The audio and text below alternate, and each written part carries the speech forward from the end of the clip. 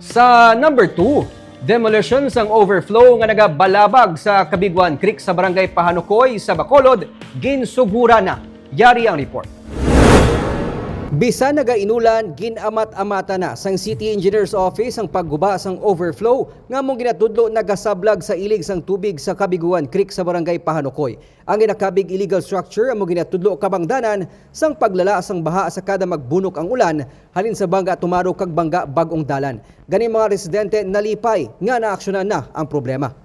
Last year pa pag Bagyo Odette, digto ko nakita nga do kataas gito sa tubig sa amon sa may bangga tumaro no. So sa sa may Purok Fatima dos ged kay tigat lapot na sa ilatop eh.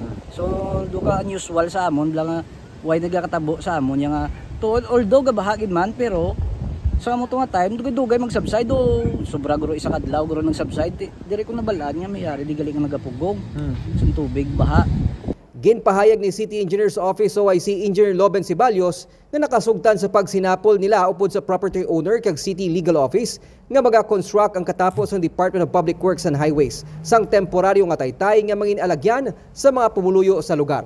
Ang DPWH man ang maga-construct sang separado nga drainage project sa bangga tumaro kag bangga aning sa Barangay Pahanukoy agod masolusyonan ang tinuig na nga problema sa baha. Lunes ang nagawas ang tubig baha sa lugar, resulta nga na-stranded ang pila ka mga motorista sa Araneta Street. Nico Delfin para sa DigiCast Negros.